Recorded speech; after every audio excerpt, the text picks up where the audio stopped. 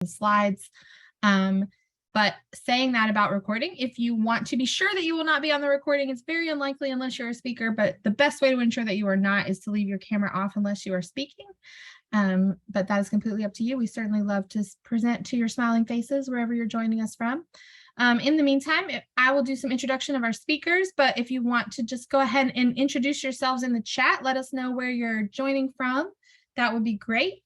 And kind of start the conversation. We will take all of the questions in the chat box so that we can capture those frequently asked questions for follow-up. But we have a smaller group today, so we may be able to unmute everyone and have a conversation as we get into things later in the slides. Next slide.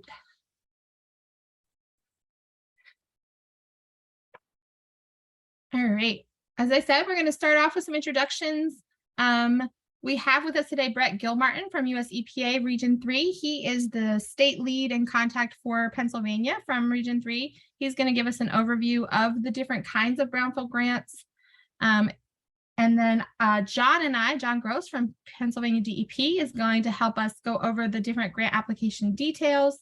And then Katie C from WVU TAB is going to, we will tag team and go through the very detailed sections of the narrative to help you build a stronger application. And then we'll talk a little bit about how TAB can help and some other opportunities and upcoming events related to brownfields from TAB and from our partners. So with that, I will ask Katie to go ahead. Oh, you are recording. Great. Before we get started, I would like to launch a quick poll just to get a quick sense of the room to see if you already are thinking about applying for a grant, which kind of grant you're planning to apply for. If you're not sure yet, that's okay, and you can choose that option right here. We are going to primarily focus our conversation today on assessment and cleanup grants because those are the most common and the most popular, and the RLF and multipurpose grants are a little more complex, but there will be some pieces. A lot of the guidelines and the questions that you're answering are very similar. So there will still be useful information if you're doing an RLF or a multipurpose. But if you want to dive deeper into a multipurpose or RLF grant, or you have questions, Katie and I can follow up with you afterwards to really dig into those questions. I'm going to leave it up for just a few more minutes because we only have about half of the folks responding so far. We will be taking questions. As I said, we're going to pause a few times, but you can drop your questions in the chat as they occur to you. And then we will have a few pop quizzes to make sure we're all following along. But we will have plenty of time for questions. It's very important to us that we're able to talk about what is at the top of your mind and what seems most confusing to you guys, because it's a lot. All right, I'm going to give you one more minute. Seems like we've slowed down a little bit. All right. I'm going to share those results. Okay, so primarily not sure. That's good. You're in the right place. So hopefully by the end of this, you'll know what you're interested in, and then a pretty even split across all the types. So great. Let's dive in. Right, as I said, I already went through all of this. So Katie and I were with TAB, John is with Pennsylvania Department of Environmental Protection, and Brett is with EPA Region 3. And as they talk, I'll let them introduce themselves further if they would like.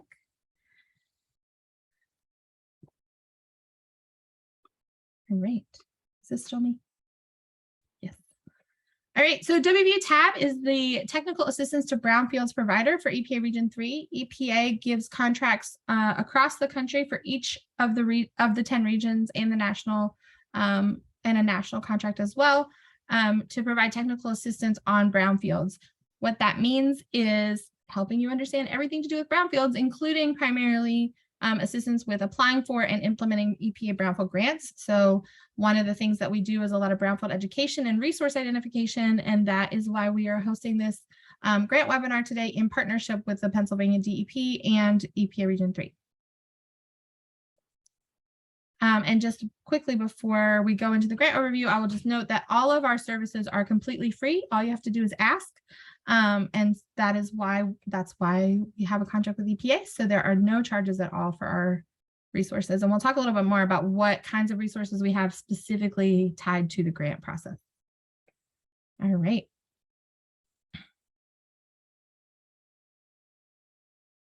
And I think now I'm tossing it to Brett. Is that right? Yeah, that's right. So thanks, Carrie.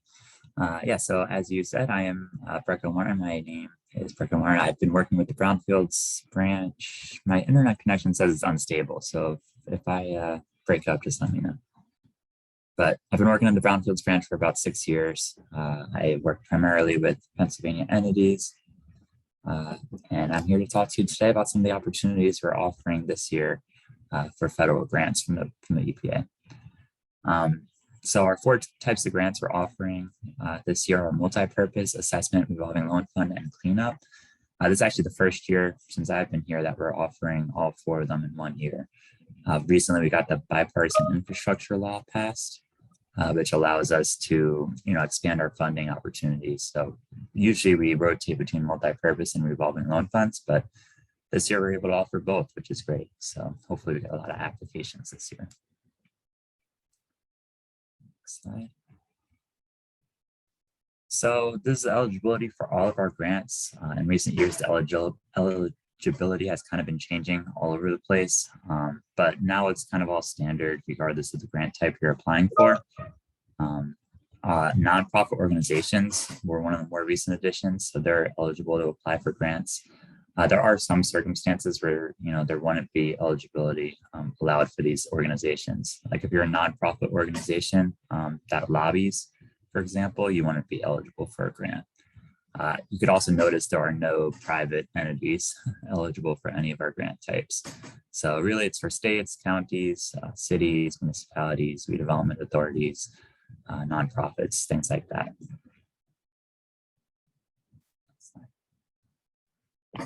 So this is just a really fancy chart showing what kind of grants you could apply for in one season. So if you're applying for more than one grant, this chart essentially tells you what grants you could apply for if you're applying for multiple.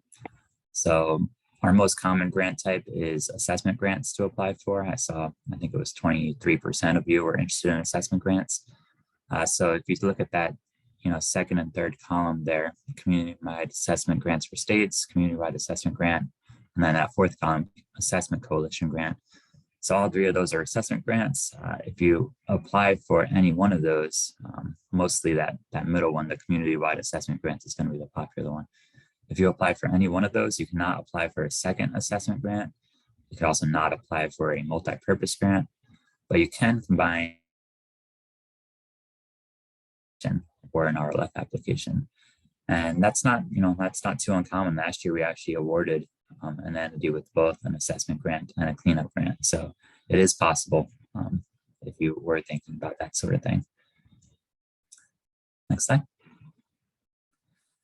This one is a little different. It shows if you are a current grantee, what new grant you could apply for. So if you are a current assessment grantee, for example, you must draw down at least 70% of that grant in order to apply for a new assessment grant or for a multi-purpose grant, something like that. So if you do have an assessment grant currently, make sure you're spending down before the time of the new application. But a lot of grant types are still pretty much open for you if you have the interest in applying for a new grant. So if you're an assessment grantee and you want to apply for a new grant, you could go ahead and apply for a cleanup grant, which is usually the one that comes after an assessment anyway. So if you had spent the last 2 or 3 years doing assessments in your community and you still have another year on your assessment grant, you could still apply for a cleanup grant and clean up one of the properties you had just assessed.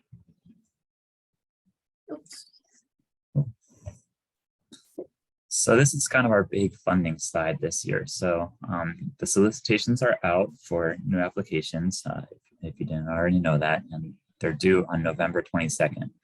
And as you can see here, these are all the types of things you could apply for.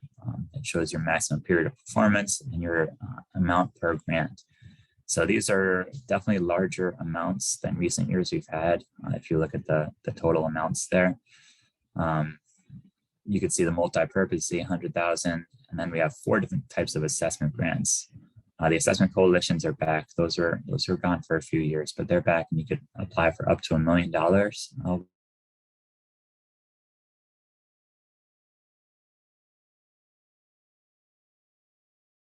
Below that, community-wide assessment grants, there's a different.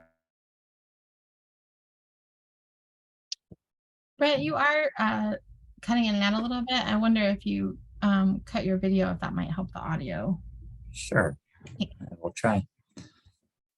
Hopefully that's better, but yeah, if you could hear me okay, I'll just keep going. If not, just stop me again. But yeah, so the assessment columns there, the community-wide is separated between new and existing assessments. So we are awarding 36 awards for new assessment grantees across the nation, which is more than the existing grantees. So you can see that headquarters is really trying to get new entities involved in our program, not just continually visit the same entities that have been applying year after year. So that's always encouraging to see. And then we also have our RLF up to $1 million, and then you see our three cleanup columns. They're all 4 years, and each one is different because the amount of funding per cleanup grant could vary. So our standard cleanup grant is going to be for $500,000, but you could get waivers or just apply for up to $1 million or $2 million. As you can see, the increase in funding oftentimes results in less estimated number of awards. So you could try to risk for a $2 million grant, but you might not be, as easily awarded as a $500,000 grant. The other thing I wanted to mention on this slide is the difference between the bipartisan infrastructure law funds and the regular appropriated funds. So normally in recent years, if you have been a Brownfields grantee, you might have noticed that there's a cost share associated with cleanup grants and RLF grants. But being that these are now part of the bipartisan infrastructure law funds, that cost share is no longer a requirement. So this year in particular, if you are awarded a cleanup grant or an RLF grant, you will not have to provide cost share or a match, essentially is what that is. So you won't have to provide funding from your organization up front. All right, next slide. All right, so I'll talk about the bread and butter of the program, the assessment grants, which are definitely our most popular grant type. And there's 3 different kinds you could apply for, or if you're eligible to apply for. The state and tribal is only for obviously state and tribal organizations, but the other 2 are definitely open for any entities nation or region wide. The first one would be the coalition grant, which has a lead member and then members that are part of the organization as well, but not in the lead entity. So that's usually a group of organizations together applying for a grant.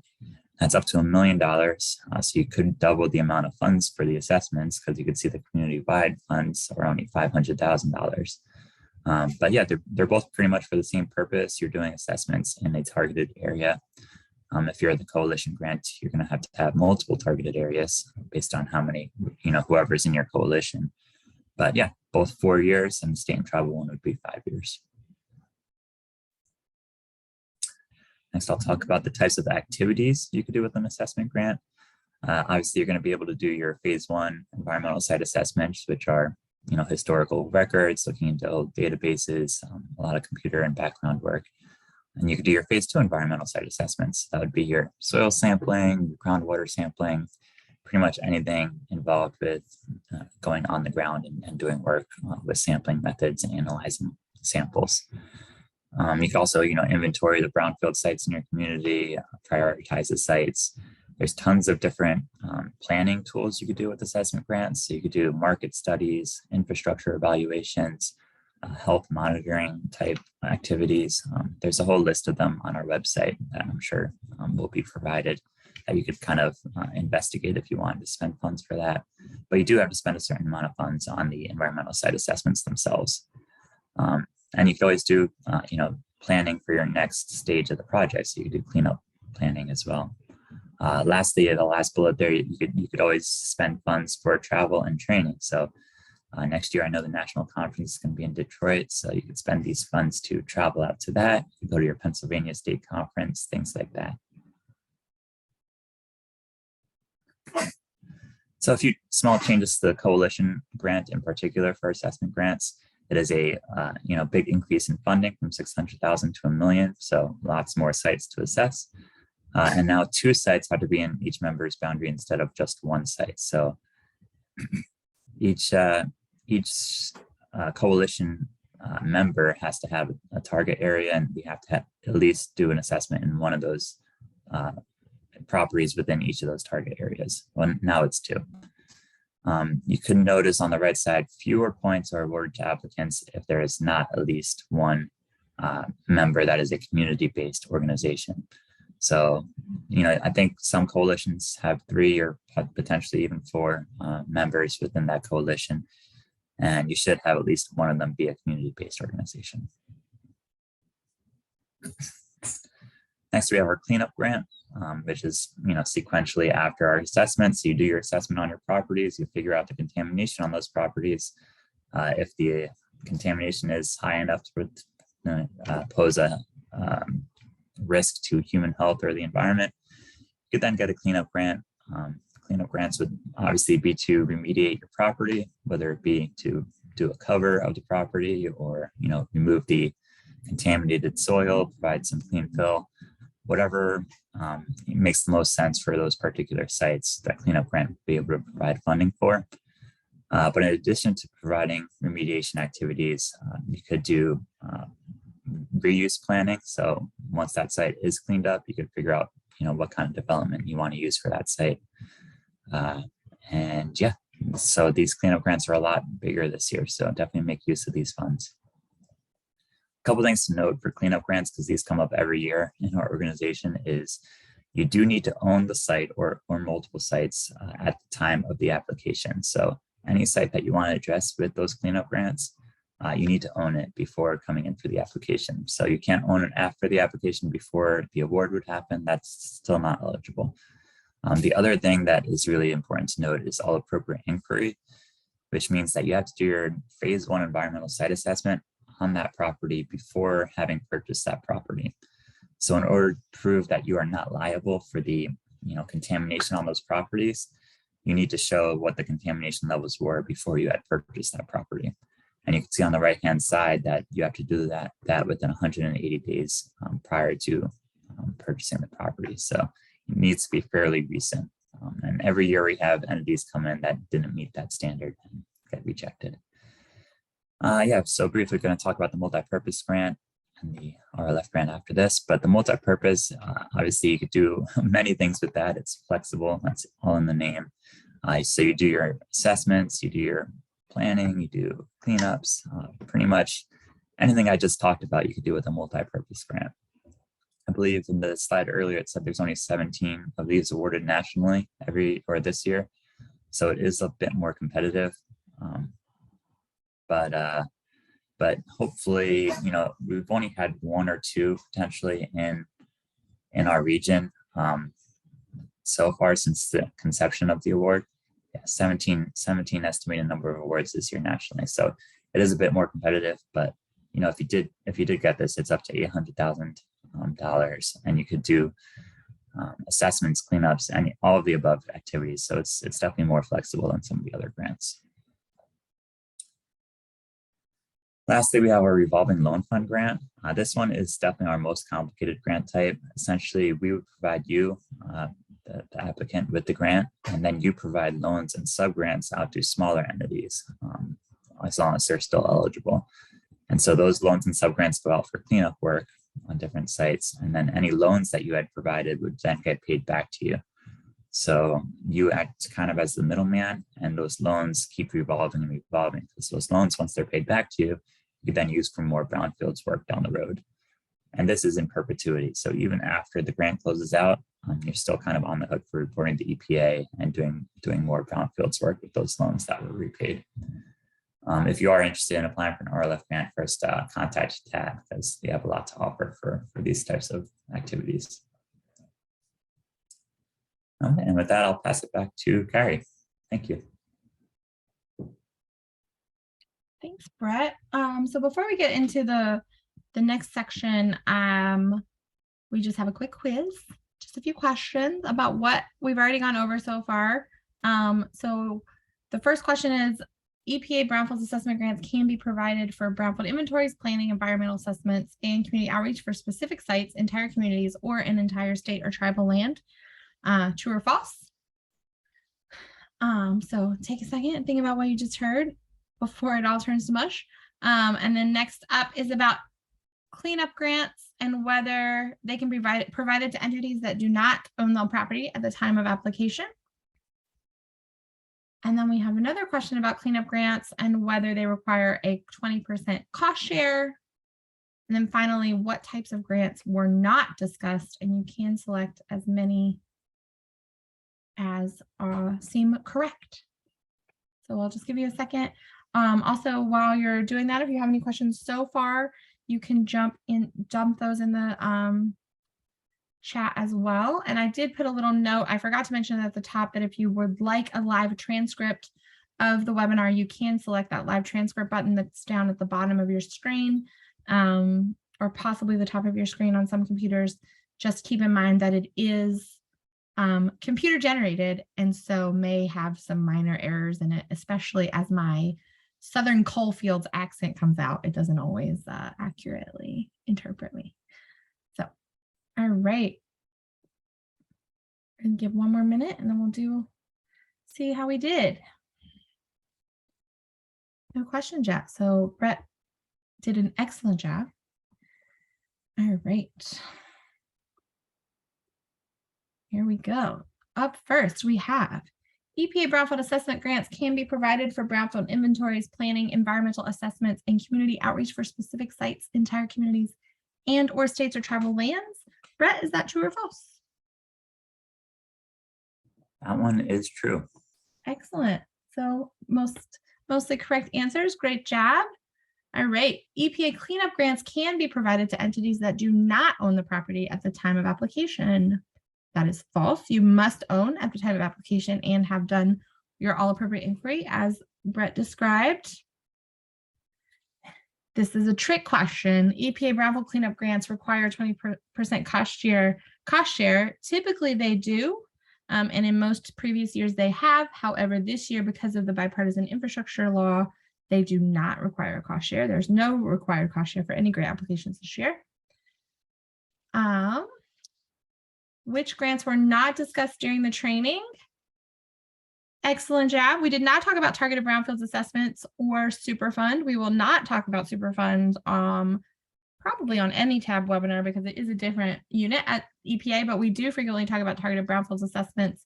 And if you just have one site that you're interested in assessing, now that there are not any site-specific applications this year, you should definitely reach out to either WVU TAB or Brett about the targeted brownfield assessment program, and we can tell you some more. All right, nice work, everyone. Now it's time for my favorite subject, SAM.gov.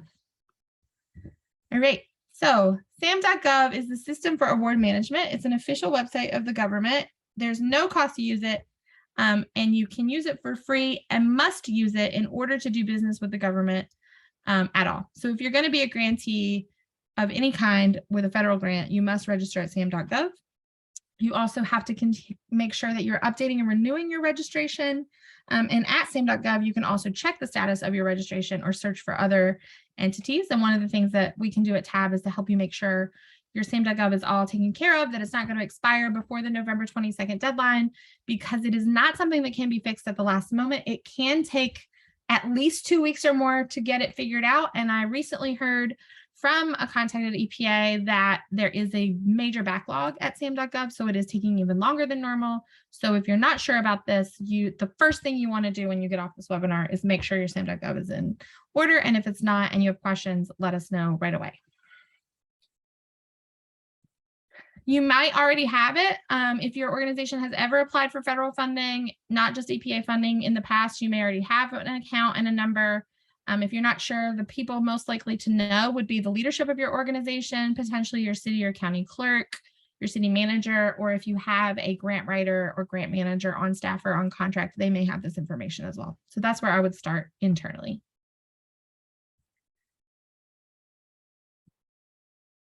All right. You You do have to renew this every 12 months. It must be active when you're applying for grants. And make sure that all of the contact information is up to date when you're renewing or updating it. And keep in mind that it is completely free to register and completely free to renew. There are a lot of very legitimate looking scams of emails that people get that say, pay me $300 and we'll update your SAM.gov. You do not need to do that. It is not a complicated process to update. It just can sometimes take a long time because it doesn't automatically happen. It has to be reviewed. But definitely never pay someone to help you do it, because there are lots of resources, including us, that can help you do it for free. The things that you will need are your unique entity ID. If you don't already have one, you will get one when you register for SAM.gov for the first time, your tax ID number for your organization, and your banking information. And there may be some other paperwork. And that's the other reason why it can take a little longer than an instant registration. So definitely check it out right away and let us know if there's some support we can provide on getting that squared away. All right. So the bulk of our time today and the bulk of your time in preparing your application is going to be spent on your narrative responses, your traditional proposal or application, but there are other pieces of the grant package. So we want to make sure we talk about those briefly to make sure that's all squared away, as well as you're getting your whole grant package ready for the 22nd. So the first thing, there are several federal forms, and you can download all of this information from grants.gov. You will need an account at grants.gov that is connected to your SAM.gov in order to apply, but in order to download all of these forms, you can just log in and download them. We also have much of this information available. If you reach out to me or Katie, we can help you get the forms that you need. But the forms required for EPA grants are a 424 application for federal assistance, which is a basic overview, your budget information for non-construction, which is the 424A. It's important that this budget matches the budget in your narrative. There's a key context form that must be completed, a pre-award compliance review report, and there is some guidance from EPA.gov on how to complete that form in particular. And then there's a project narrative attachment form, which is the way you'll upload all of your other documents into the grants.gov package. EPA, in particular, the Brownfields program at EPA, has very helpful sample federal forms that walk you through exactly how you should fill it out for this grant in particular.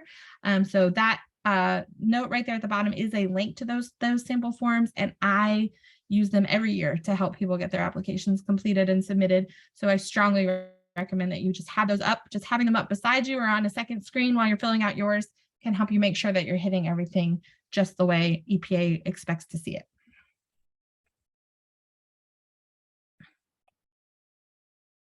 Oh gosh. So there's some tips for those forms that Katie just clicked on. Unscripted, that's fine. All right, so an additional attachment is your threshold criteria. This is what will be reviewed first in your grant, because if you do not meet all of the threshold criteria, that means you're not actually eligible to apply. And so your application may get kicked out at this stage. However, there is, I think it's 15-day period. Brett can correct me on that number. That if there are some small things that need clarified, that EPA will reach out to you to try to clarify those. And at the end of those 15 days, if you have been,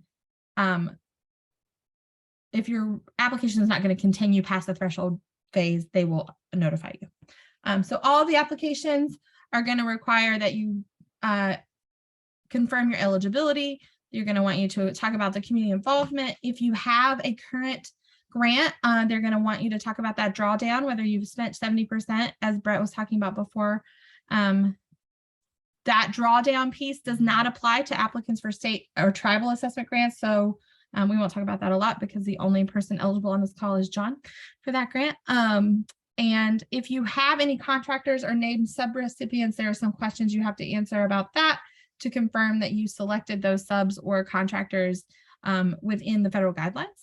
For site-specific applications like cleanup grants, you're going to also need to include basic site information, the status of the contamination at the site, a statement that it is in fact a brownfield, any information on enforcement or other actions. For some properties, primarily petroleum contaminated properties, there may be a property-specific determination information. And then that waiver request is actually that's old, so you can ignore that. That's from the site-specific assessment grants. That was my mistake. Next. And then additionally for cleanup grants, you're going to have applicant eligibility, information on any previously owned grants, your site ownership information, and again, some of that same site contamination and history of the site, the discussion of the assessments that have happened, including confirming that you did do your all appropriate inquiry and you are in fact an eligible owner.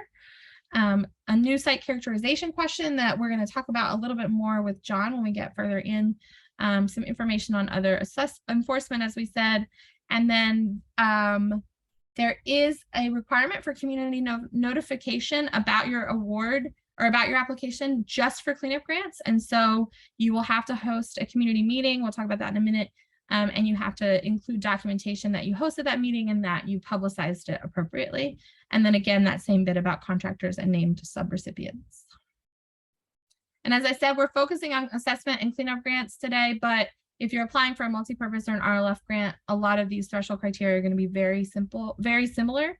And we can help you work through those differences if they arise. So if you're applying for a cleanup grant this year, this is a new threshold criteria. If you have to get a letter from the DEP.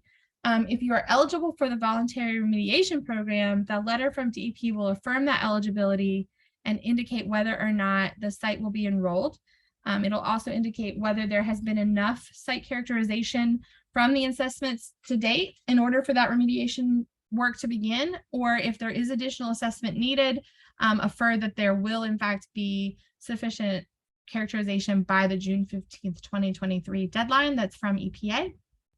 If your site is not eligible for the VRP, your letter from PADEP will explain why that is the case, and then that letter will also indicate whether an environmental professional has certified that there is that sufficient level of site characterization from the assessment, or if not, if that will be completed in time for that June 15th deadline.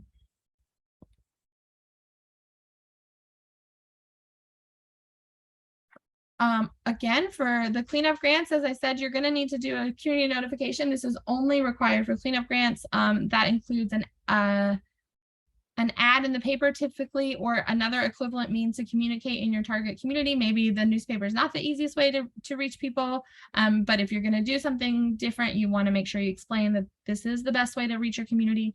You have to have that ad or that publicity about the application no later than 2 weeks before the application is submitted. So if you're going to submit on the 22nd, then which is the deadline day, you need to have your advertisement out at least 2 weeks before that, not less than 2 weeks before that. If you think you're going to apply early, submit early, you think you're going to be an overachiever and be done, you want to make sure that you do your ad 2 weeks before you submit. So I have heard tell of issues last year when they first sort of clarified this language, that folks ended up applying or getting done early, submitting their application early, and it ended up messing with that 2-week time frame. So if you think there's a chance you're going to end up submitting early, make sure you do that community notification early.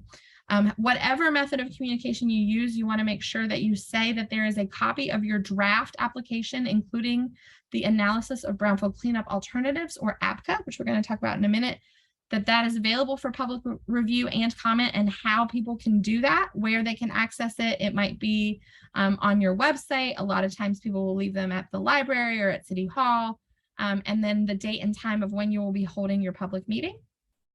At that public meeting, which only has to happen before you submit, you do have to include materials from the public meeting in your threshold attachments. So you want to make sure you give yourself time to gather those. So you don't want to have that public meeting the morning of the 22nd and hope that you're going to get everything ready for the afternoon of the 22nd is my recommendation.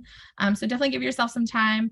At that meeting, you have to discuss the draft application, offer the opportunity to have public comments and consider that. It does not have to be a meeting dedicated only to this. So if, for example, you are applying as a city, you could just add it to an agenda to a regular city council meeting. Or you can also schedule a meeting just for this. That is completely up to you. And then in order to, it can be in person or virtual.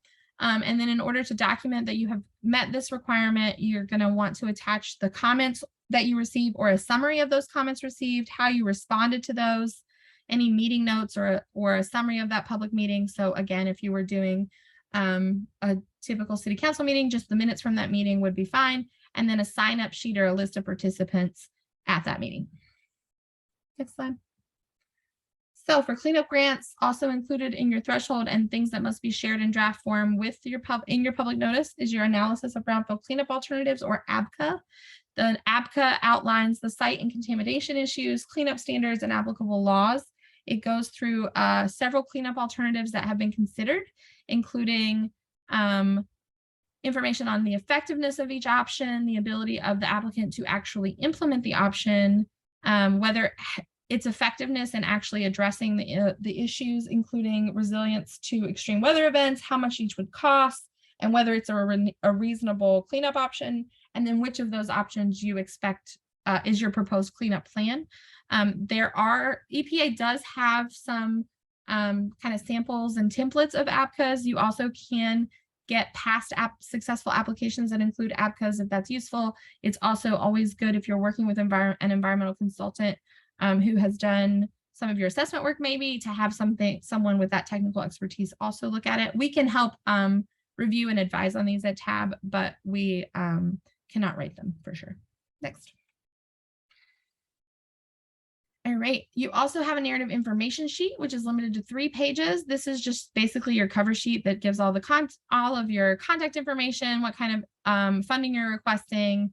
It's important to know that the reviewers are not going to see any of these attachments, so do not expect that any of the information in these attachments is going to be evaluated as part of your evaluation of your grant. So just what they're asking for, the very basic information, is all you need to include. The last 2 pieces, the letter from the PADEP for your assessment grant is also going to be attached here. It's a little different and much less complicated than the cleanup letter from PADEP, and I'll let John talk about that in a minute. And then the last piece is releasing copies of applications. EPA, starting last year, released all applications were released and published on the EPA website. And so if you're putting anything in your grant that is sensitive information or that you don't want to be widely released, you need to indicate where that information is in your application so that they can be sure to redact that when they release it. But generally, it's recommended not to put that kind of information in your grant unless you really feel like it's important to make the case for your application. All right, John.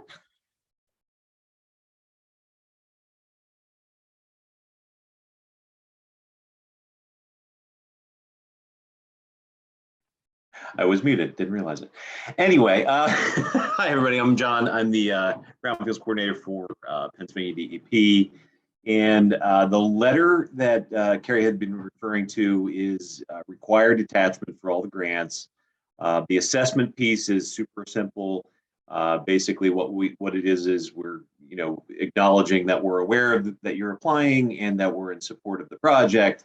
So generally in that, all we need is a very brief kind of overview of what you'd be using the money for. If it's an assessment grant, obviously the general areas, the type, the amount, the cities and/or kind of locations of what you're using the grant for. And we ask those, so obviously the grants are due the 22nd. Give us a couple of weeks on those at most. For the assessment grant. So please, at least by the 8th of November, have those in so we have some time to kind of process and put them through. And as Carrie mentioned before, the cleanup grants are going to be a little bit different. So if you are contemplating a cleanup grant, even as soon as you're thinking about doing a cleanup grant, get us some information so we can kind of get you started in the process.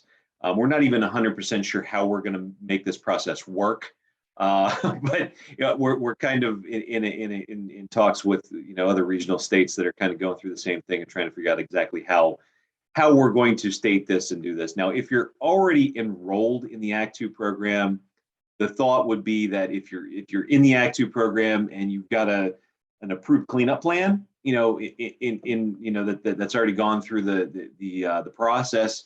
it's pretty simple. I mean, at that point, basically, you've got the cleanup plan, and you've set a date as to when you're going to have this remediation done. We can pretty much state yes or no that this is done or not done, or yes, it will be done by that June of next year deadline, so that the remediation can happen. But if you're not, we're still kind of if you're not in the Act 2 program, or you're planning on enrolling in the Act 2 program, we'd need some more narrative from you. And that'll probably be a conversation that we'd have to have, specifically between the grant writer and the grantee, and DEP, to try to figure out where you're at in the process, and if it's doable, or if you think you're going to be there and have that sufficient characterization by the application date, or by that June, is it 23rd? I can't blanking on the date, but I think June 23rd of next year. So that's basically it. Give us as much time as by June 15th. Thank you. As much time as possible to do these. I've gotten a few in already. Those are already started in the process. And there may or may not be someone on this call who has given me one already. And I won't name any names, but if he wants to raise his hand, he can.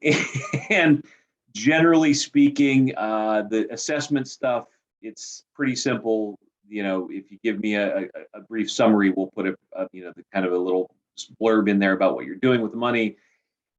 And we'll send the signed letter out to you so that you can have it as soon as possible. But so for the cleanup grants, we're looking at a deadline of the end of October at the latest. If that's possible, that's great. If it's not, please give us a call. Keep us in the loop. Let us know what's going on, and we'll try to work with you as best we can. So I think that's pretty much it for me. If you want to go to the next slide, the letters that or the requests that would come to me directly, and then I'll process them, and my program manager Mike Madigan will be the one who signs those letters. But I'll prepare the letters so he can get them ready, and then we'll send them out to you. Basically, need to know who to address them to, where should they go, and who needs to get the email of the letter, so that it can be put into the grant package. About that, I mean, everything that I've done the last couple of years has been emailed. If you need a formal copy of the letter, we can certainly send it to you. If you don't, that's fine as well. So that's pretty much it for me. And I'm not sure who's going next, but it's back to you, Carrie, or not.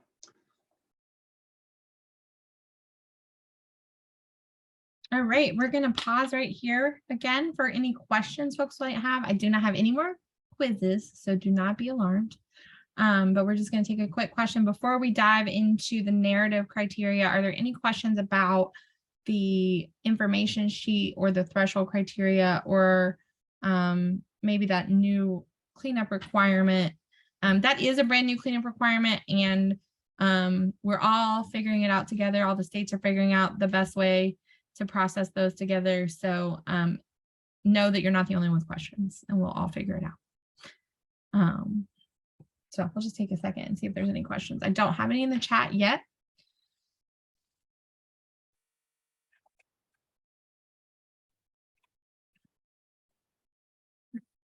All right. Okay, you can continue to drop those in the chat as you have them. And we are going to get into the meat of it, the narrative criteria. So before we go in, I will just say to remember that we will share these slides with you after the fact. It's going to be a lot of information pretty quickly. So ask your questions, and also remember that you will have these to refer back to later. Thanks, Carrie. All right, so my name is Katie. Again, I'm with WVU TAB, and so I'm going to kick it off talking about the narrative criteria. There are 4 parts, and we're going to break it down so that I'm going to give you the overview on parts 1 and 2. So the first criteria would be project area description and plans for revitalization. So if you've downloaded the guidelines from the website, you can see that starts on page 36. So that does that information from the EPA does a very good job of laying out what you need to be providing. And that's talking about the target area and the brownfields. So this is where you want to talk about the challenges that the brownfield sites are proposing for your community or your town or your target area. You want to be able to give an overview about how the grant would help address those challenges. And so this is where you can identify those target areas. You want to talk about whether it's a larger regional area or if it's just one specific area located within town. So this is where you're going to highlight that.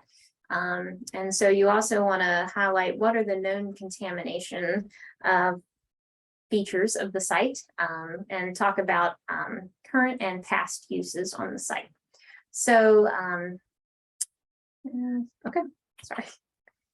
All right, when it comes to the revitalization of the target area, this is where you want to talk about the reuse strategy and the alignment with revitalization plans. So here you want to take the time to talk about what you have in mind, whether that's something pretty solid or it's a proposed plan. You know, you have a little bit of flexibility here, but this is where you want to say how your reuse strategy aligns with any other plans that may be in place for whether that's local government or like an NPO may have in place.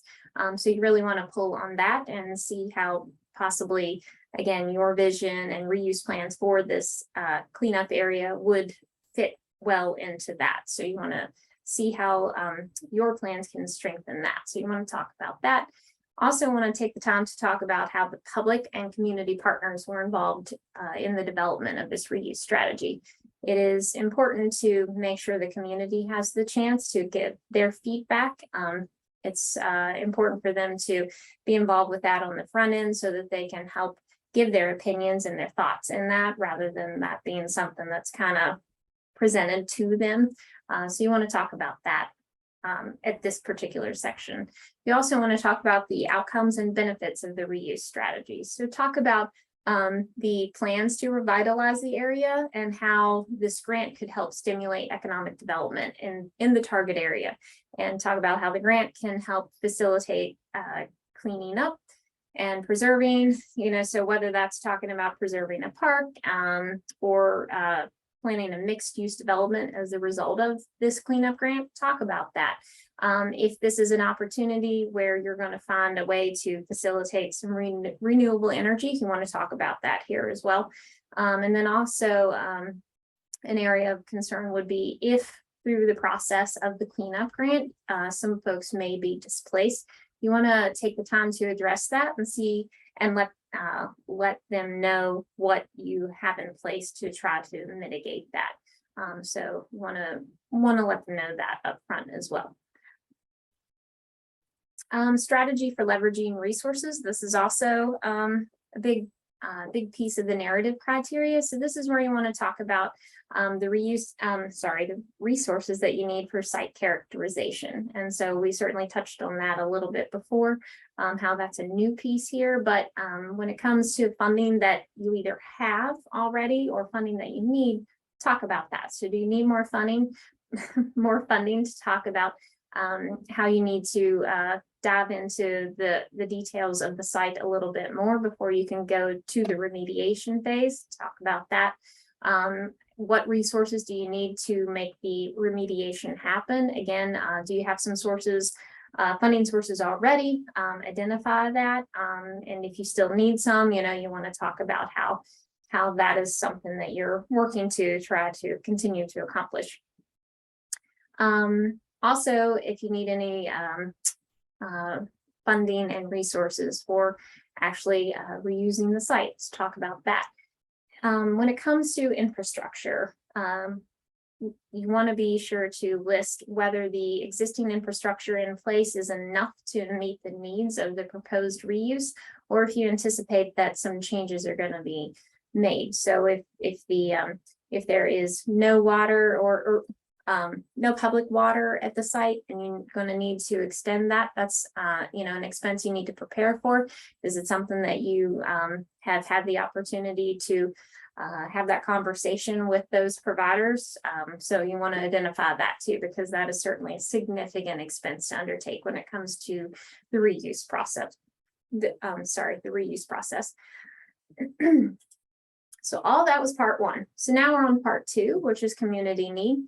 And this is where you have the opportunity to talk about the community's need for the funding. So you want to talk about how the grant will help address the needs of the city.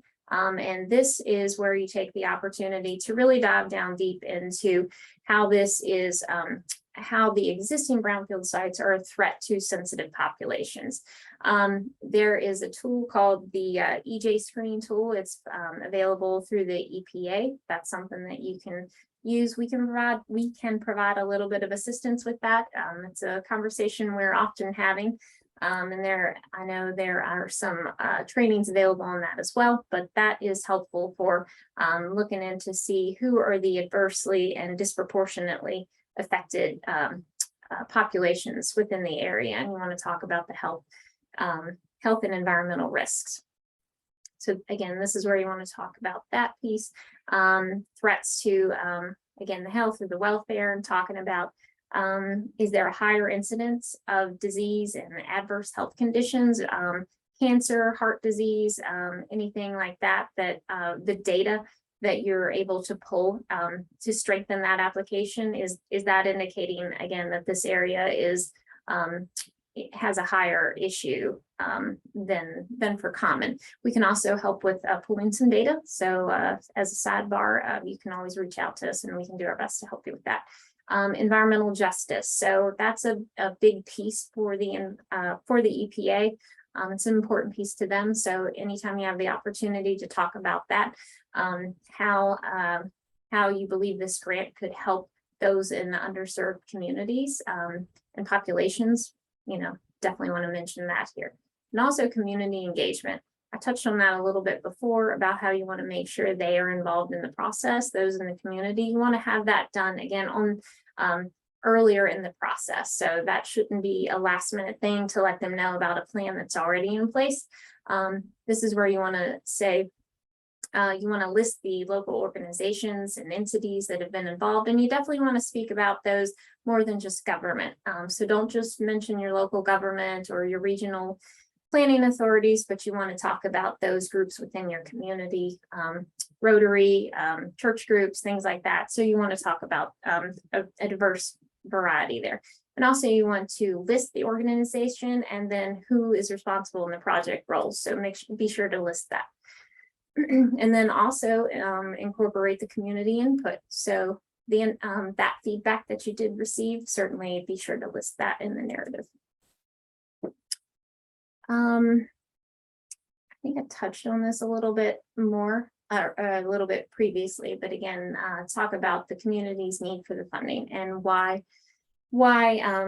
your community may be unable to get this funding without the grant.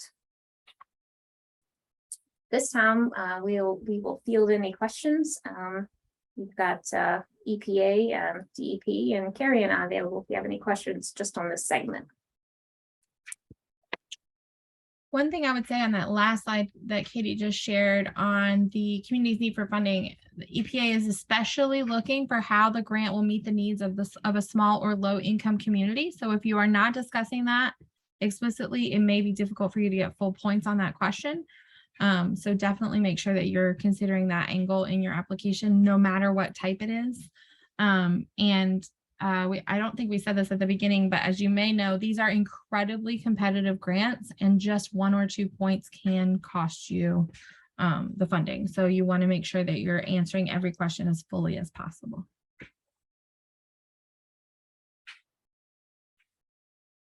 Any questions?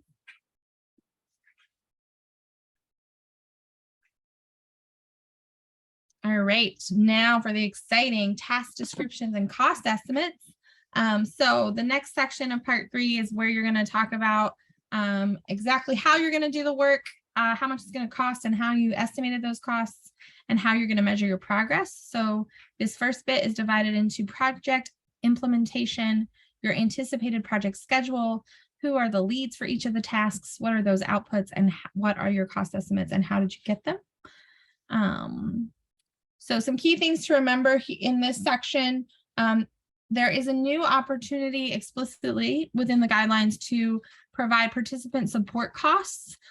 So this allows you to provide some compensation to folks in the community that are assisting with your grant. So you can provide a sort of stipend for, as an example, provide a sort of stipend for a community liaison in each of your one community liaison in each of your target areas.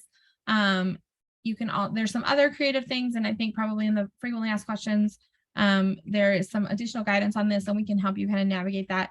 But if you're going to use any of your funding for those participant support costs, you want to make sure that you're fully explaining those and how the process for how that's going to work. You also, some other things that are kind of newer and key to remember this year is discussing how you're going to identify additional sites in your assessment grant. So as part of your description in part 1, you're going to talk about what your target area is and what your target sites are. But there you do not need to identify every single site you're going to assess. There's a lot of reasons for that. First of all, you only have 10 pages, and I'm sure we could talk for 10 pages about all of the sites.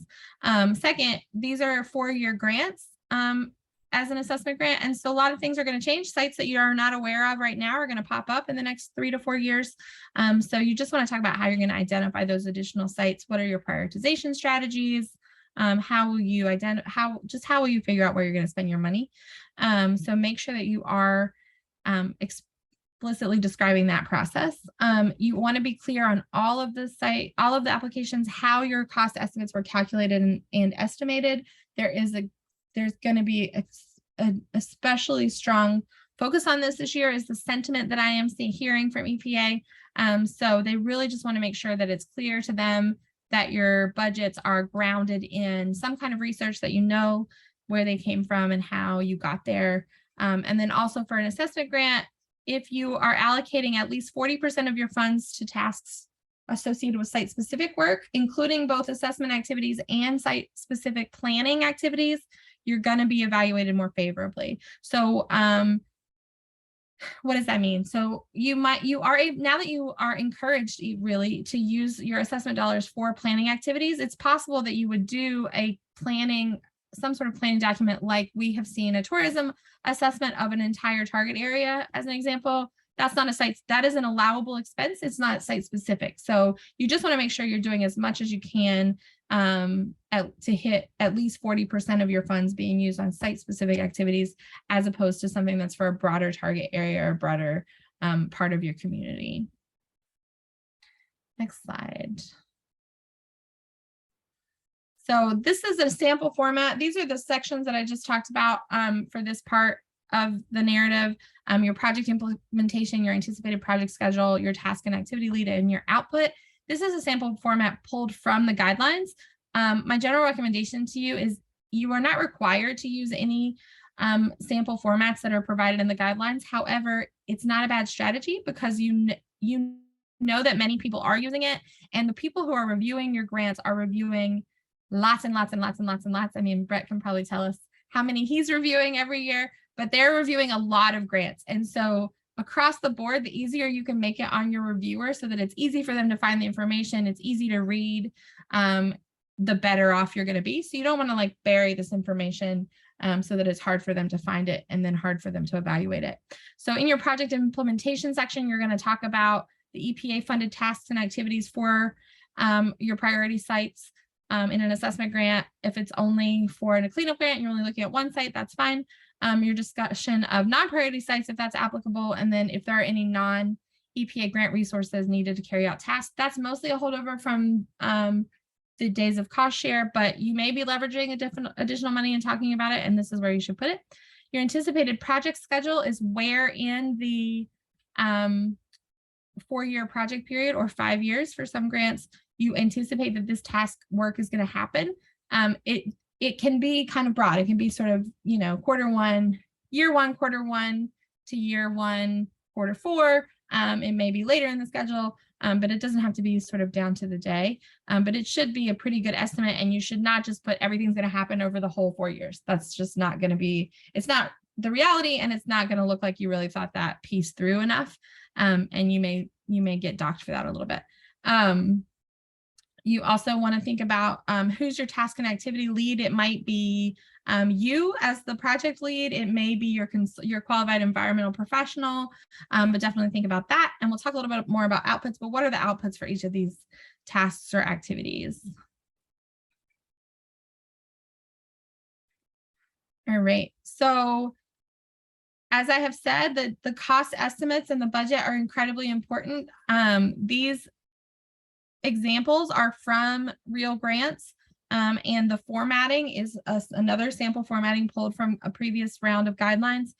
So this is from an assessment grant. So one of your tasks would be to perform site assessments. This person has some in-kind labor that they're including, and they've estimated how much that costs by talking about how many hours that would be,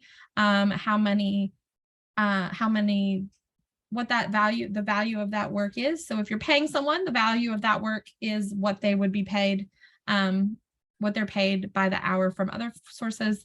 If they're a volunteer, there are some great resources like independent sector that can tell you the current value of a volunteer in your state.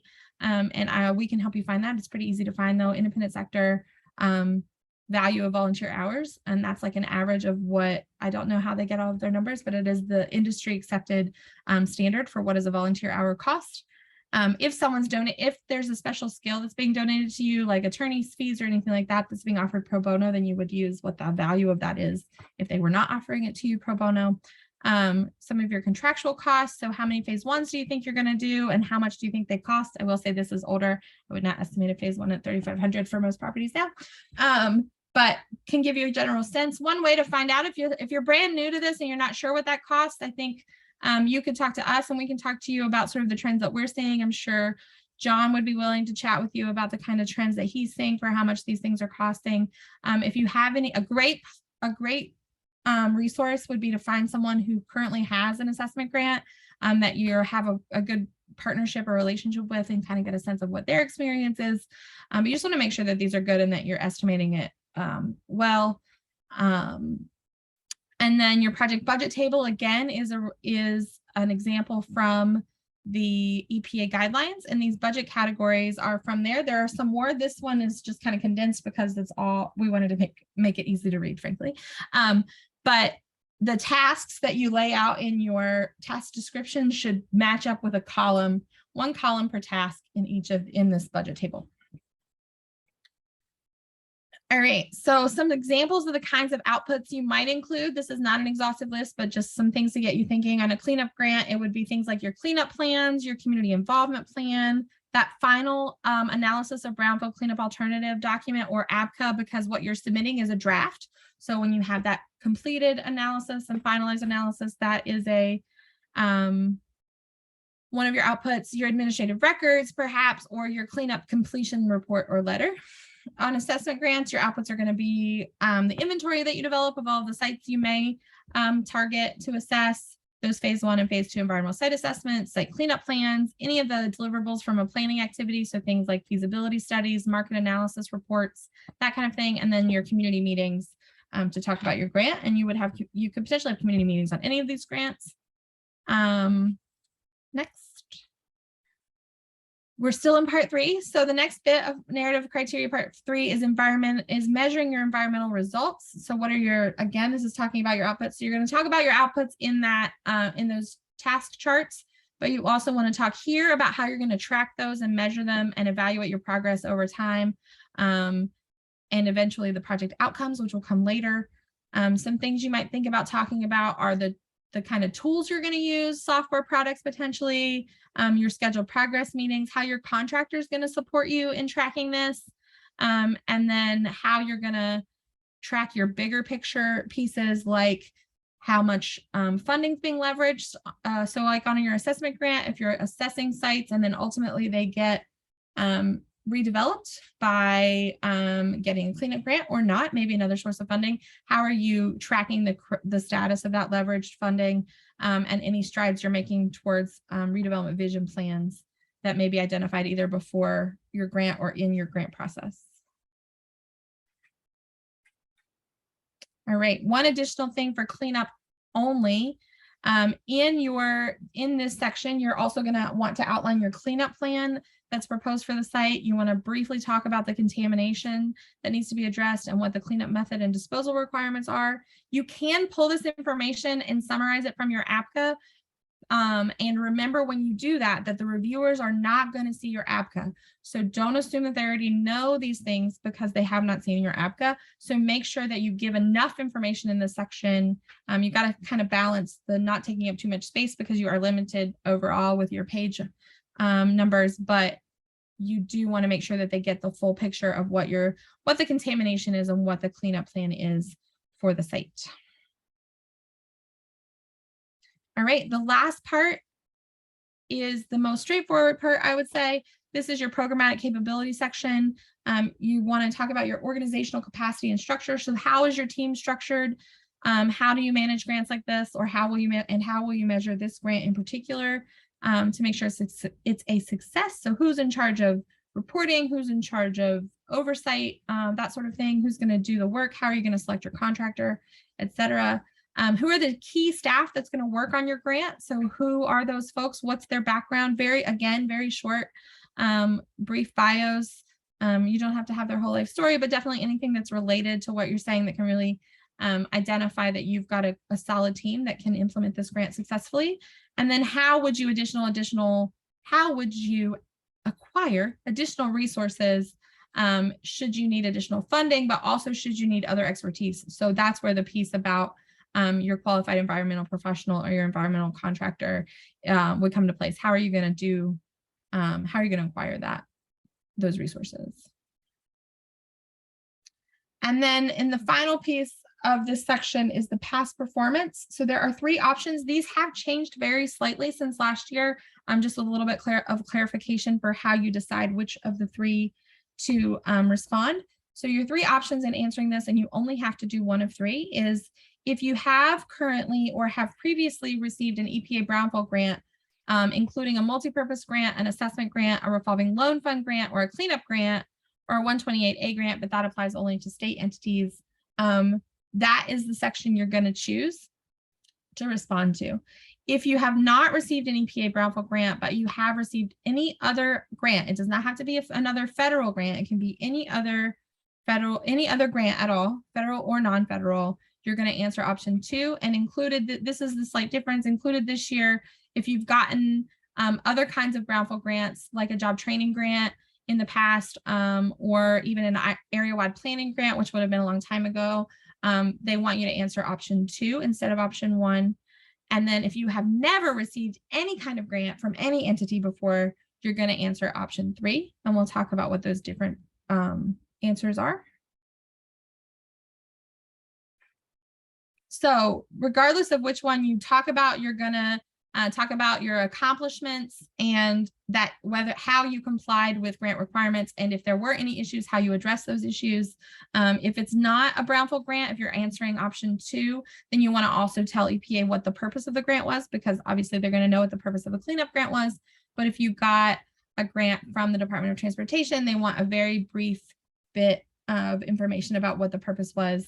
And if you have received many grants in the past, they only want you to include 3, regardless of which option you're choosing. You only want to do 3, but you don't have to do your 3 most recent. You want to do things that are pretty recent. You don't want to go back 10 years because what you're trying to do is demonstrate that you can responsibly manage money and that you know how to handle a grant.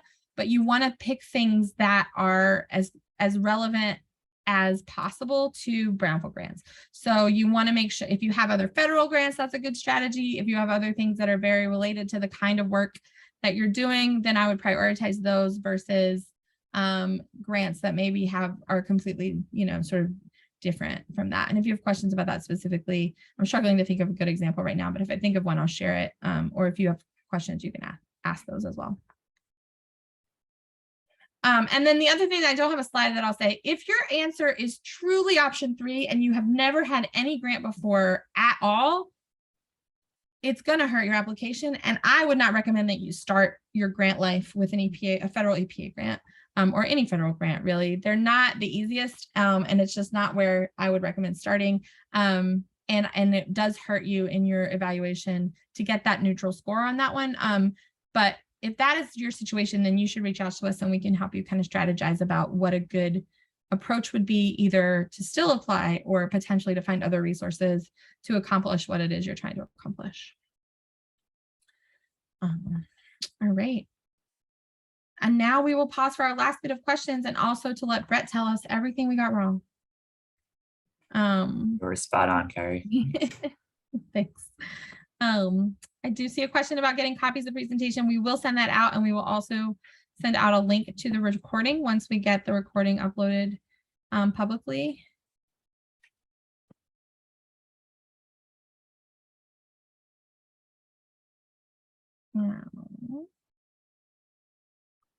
I can understand if you're in a little bit of information overload. I am, and I helped make these slides. It's a lot. But these are, as I said, I wouldn't recommend starting your grant life with an EPA grant, but in the scheme of federal grants, they are not nearly as complicated as many other departments. So that's also good. And EPA is a great agency to work with, and you'll learn all this when you get a grant. But if you get one, they have a very involved approach to their management of grants. It's called a cooperative agreement, which means that whoever your grant officer is works really closely with you along the way to make sure that you don't get surprised that you did something wrong 18 months ago and now you have to fix it. You're sort of talking with them along the way to make sure that you are watching out for any pitfalls or anything like that. So that's incredibly helpful. And Katie's going to tell you what we can do to help you on this, but we will continue to help you after you get a grant. So you can't get rid of us that easy. Thanks, Carrie. True story. So we just want to let you know how we can help here at WVU TAB, Carrie, myself, and our team here. So there are kind of 4 approaches that we can help with. That would be brownfield education, much like what we did here. So webinars are a thing we do. We can also go meet you where you are. We could do some training, work with you in a capacity that could be helpful.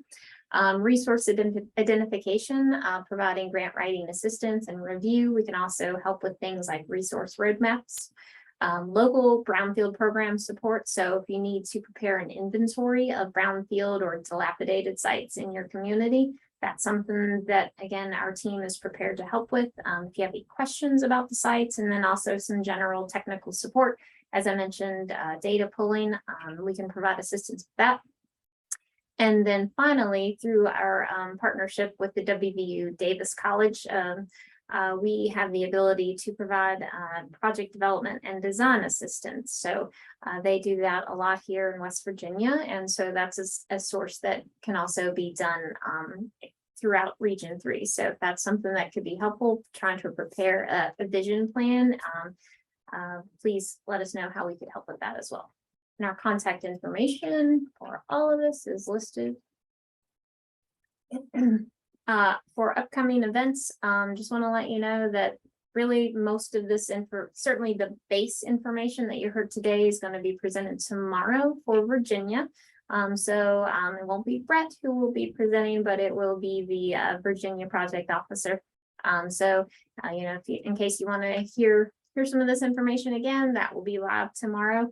We also want to let you know that the EPA has a webinar coming up on the Revolving Loan Program. So that would be helpful for you tomorrow. That's available live, but it's also recorded as well, so you can catch it after the fact if necessary. And then also the national TAB providers. So WVU plus all of our colleagues who provide assistance around the country. We are all hosting a webinar, and that's going to be October 20th. So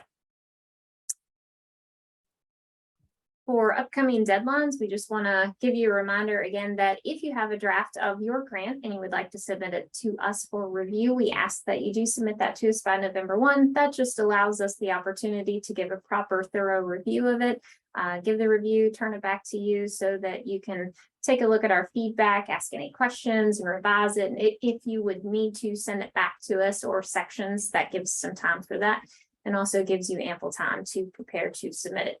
Again, the Pennsylvania DEP does ask that you submit your requests for letters to them by November 8th. And then finally, the big day is November 22nd for all EPA grants. Our contact information is here. Again, here's John and Brett, their contact information, and then Carrie and I on the following slide. So we did really do appreciate you joining us today, and I'll certainly open the floor to my team to see if they have anything else to add. Sure. While we're doing that, I'm just going to ask everyone if you would please do our post-webinar questions. This really helps us make sure that we are getting information out in an effective way and so that we can adjust as needed. A couple of notes I would just add about those webinars. EPA, that is the last, I believe, Brett, the RLF one is the last of the EPA sponsored webinars, but they have hosted one, some combined on all of the grant types. And I was checking for my own benefit. And the first, the assessment and multipurpose webinar recording is already available on the website. And I know that they're working to get the cleanup one, which was only held yesterday, uploaded as well. So you can grab the slides for all of those and the recordings for all of those if you're unable to make them or if you've already missed the ones that already happened. You can definitely check those out. And those are nationwide. Those are hosted by headquarters. So they're large and there's lots of questions on there. And there are usually frequently asked question documents that are put out and may be updated after those webinars if they get new questions. So keep an eye out for that. And we certainly will be watching for that as well. And then I did want to add, Katie, if you go to our contact information, we don't have them posted on our website, but if you email us and request it, we do have templates available for the grants, including a template for the threshold criteria, a template for the narrative information sheet, and a template for the narrative criteria itself. There are other tools from the Kansas State University TAB program, which is the national TAB provider as well. But we have Word documents that our team has put together that you can just start answering your questions in there. It's got the questions right there so that you can have it all in one place. I find that to be incredibly useful when I'm supporting a grant. And we'd be happy to share those with you if you just let us know which type you want. There's just so many of the different nuances that we just don't post on our website so we can make sure people get the one that they should be looking at. And then also you'll see this link at the bottom right, schedule a one-on-one consultation. That is a booking page that allows you to schedule a time. It checks our calendar so that it sees when we're available. You don't have to do the back and forth, when can you meet process if you want to chat with us about what you're planning, and we're happy to do that as you start your grant or as questions come up. You always can email us directly as well, but the quickest way to get on the calendar is just to use that consultation link. It's almost like when you book your haircut and you just grab it up. Much less relaxing, although we are fun. We are not as relaxing as the little pampering, but that's a great way to connect with us directly. And then also our newsletter, which we are continue to ramp up to get more information on other resources that Katie talked about as they're released in the next few years. We do still have about 10 minutes left in our scheduled time, so we have plenty of time for questions, or we can hang for a little bit if there are additional questions after that as well.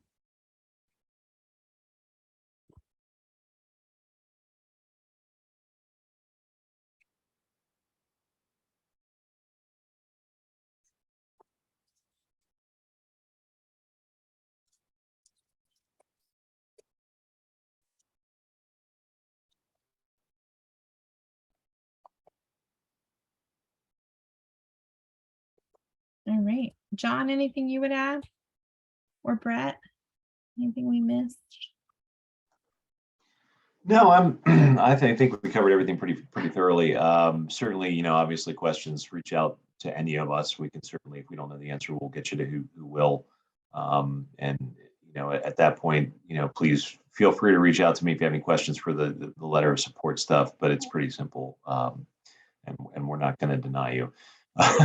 We're going to support you. If you're asking for money and you've got a project, we're gonna help you out. So that's it for me. One thing on cleanup grants that I learned on a call with Jerry Minor Gordon English on the EPA headquarters, after we have put these slides together, is that they are asking for construction costs for cleanup grants to be pulled out separately in your budget from your contractual costs. And so that is new. If you have questions about that and you're working on a cleanup grant, just follow up with us and we'll help figure that out together. But we literally heard that on a call yesterday morning. If you don't do that, it's not a deal breaker. You won't automatically not get your grant. But it is something that they are looking at separating, because I think primarily because there's some changes in requirements for contracts on construction spending with federal funding, which we will have resources on as they become available.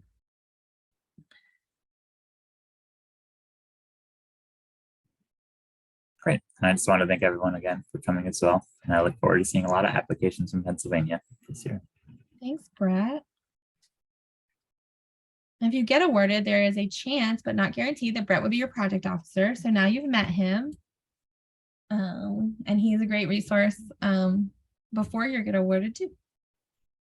We have the best regional staff. I mean, I haven't met all the regional staff, but we have excellent regional staff, I will say. I will second that.